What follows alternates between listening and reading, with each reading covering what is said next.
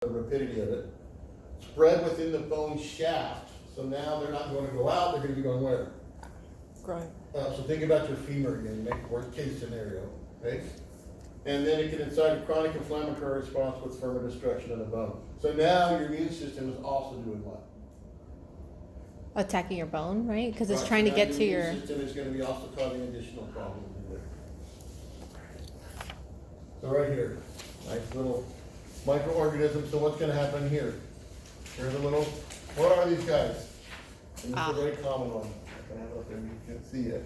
Bacteria? Yeah, well, what type? All right, people, take a micro. What does it look like?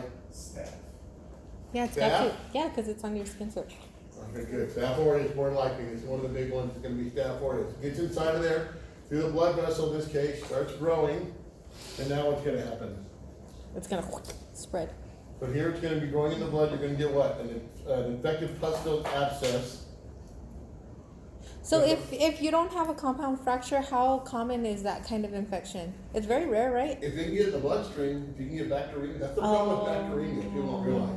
Bacteremia is just bacteria in the blood. Yeah. But once it's in the blood, that means you can get where? Anywhere. Anywhere, eventually. So yeah, this could be a big problem. Septicemia is worse, but bacteremia tends to cause more of these things. It just moves stuff and they set up secondary infections. So you just get necrotic tissue, then you start getting swelling, periosteum elevated, raised by pus. That would probably start hurting at that point. Okay, 5 minutes? How many more slides on that? All right. Hematogenous osteomyelitis originates with the infectious organism that reaches the bone through the bloodstream. That should be easy because why? It starts with? So that should be the key to that one. What's this one? Continuous spread osteomyelitis is going to be secondary to the continuous focus of the infection. Direct inoculation from an exogenous source or from an adjacent extraskeletal site. That's not through the blood, that's going to be introduced almost physically, or it's going to move in there on its own. Okay? Chronic, so this would be like a compound fracture. Chronic osteomyelitis occurs secondary to an open wound, and this is usually going to be what? Elderly. Okay, so the hallmark of chronic osteomyelitis is 4 minutes to go. The presence of infected dead bone, and the sequestrum is what? Anybody know? To sequester means to keep it in that area, right? It's kind of a weird word because it doesn't. You trying to get the root word. It's kind Yeah. of, sequestrum is a piece of dead bone that starts to break off from that, and then it gets surrounded in there. Then it's separated from the living bone. So it separates and then it stays there? Yeah, it kind of gets this, and it's just dead bone tissue. It's going to get surrounded.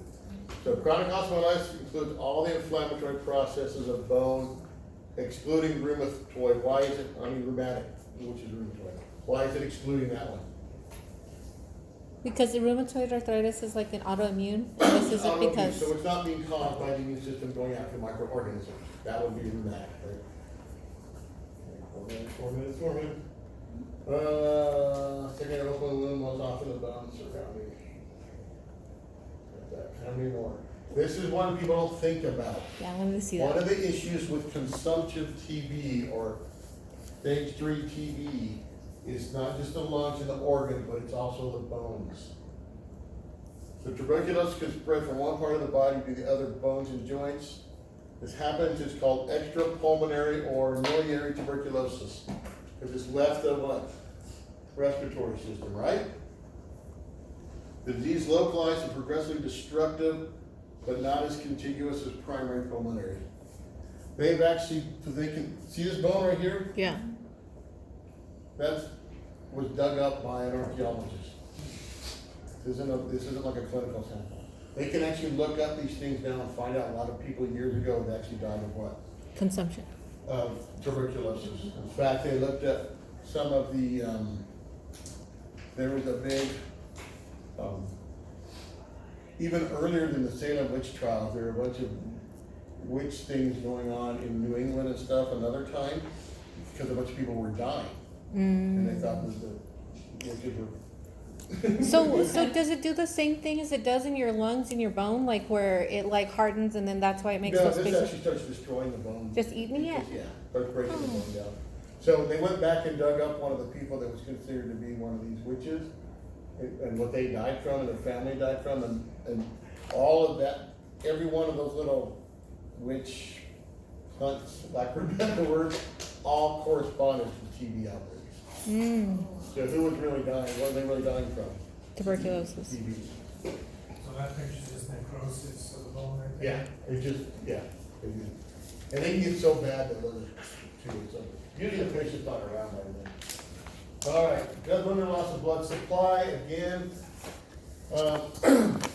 Osteonecrosis, we're not gonna get through all this. Mechanical destruction of blood supply, what does that mean? But Mechanical disruption. It's when it's stopped because of like an actual something interfered with it. broken, something like that, right? Yeah. Thrombosis or embolism is just gonna be what? An occlusion of the vessel, right? Vessel injury can get damaged, they can spasm, all kinds of things, increased interosseous pressure, and again, we talked about steroids. Oh, yeah, I mean, what do I have? Like 1,000. Question 2, do I want to dive in blank? Whoa. Oh, I want to look at this one right here. Diagnosis choice. So this is interesting, this way they do this is, this particular type of imaging, and you guys might see it, they're gonna give this radioisotope. But this particular radioisotope is only really picked up by what? Osteoblasts. And we're in an adult, where's the only place you should find osteoblasts? And an adult in the marrow. Well, where would you find them? Lots of them. I mean, you've always got some around. Stem cells, right? Huh? Marrow? There's still some in there, but where would you find lots of them? Marrow? No, that's where they come from, but where it actually scattered out throughout the bone in those stupid little things, little lacunas. What, where would you find lots of activated osteoblasts as an adult? I give up. The rail give them? We don't have no growth plates anymore. No. So where would you have new bone being formed? At the end of the bones, maybe? Diatheses, Come on. Breaks. Oh, but you didn't say that. I'm just thinking of like a normal person. Yes, but. So we don't know how I was broken thinking it of a is. healthy person too. Yeah, so I'm like, where would it be? Come on, Bone man. tumors, just look over these guys. I think a lot. I'll go through, I'll see if I can come up with